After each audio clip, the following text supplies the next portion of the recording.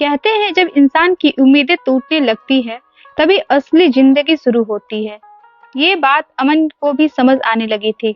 एक समय था जब उसके सपने आसमान छूते थे। एक इंजीनियर बनने का, देश की सेवा करने का ख्वाब उसके दिल में धड़कता था। लेकिन किस्मत ने उसके साथ कुछ और ही खेल खेला। अमन एक छोटे से गांव का रहने वाला था।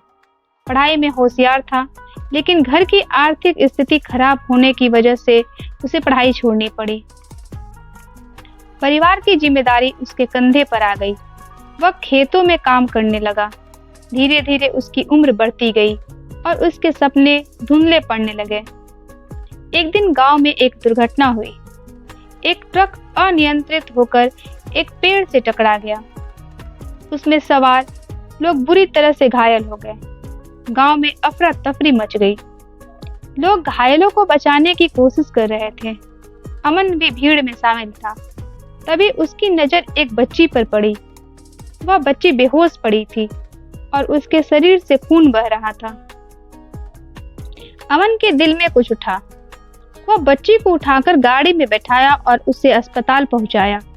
डॉक्टरों ने बच्ची की हालत गंभीर बताई। अमन ने हिम्मत नहीं हारी। उसने बच्ची के परिजनों की खोज शुरू की। काफी मशक्कत के बाद उसे बच्ची का पिता का पता चला। बच्ची के पिता एक बड़े शहर में रहते थे। वे एक अमीर व्यापारी थे। जब उन्हें अपनी बेटी के बारे में पता चला तो वे तुरंत गांव पहुंचे। उन्होंने अमन को अपनी बेटी की जान बचाने के लिए धन्यवाद दिया।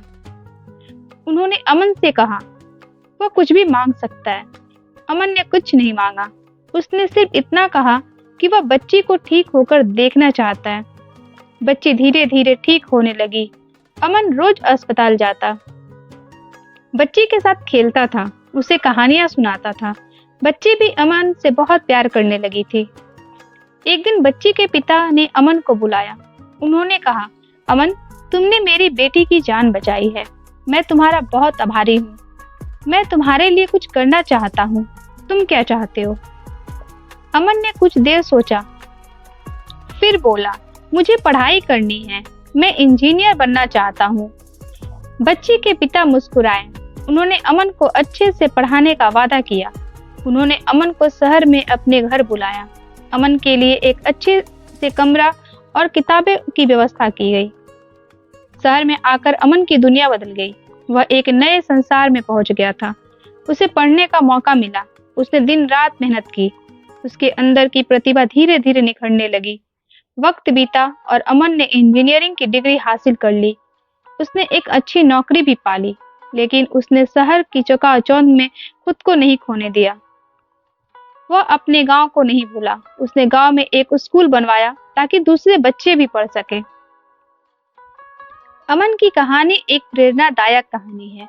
यह कहानी बताती है कि कैसे अंधेरे में भी उजाला होता है, कैसे मुश्किलों के बाद भी जीने की उम्मीदें होती हैं, कैसे एक छोटा सा कदम बड़ी से बड़ी मंजिल तक पहुंचा सकता है।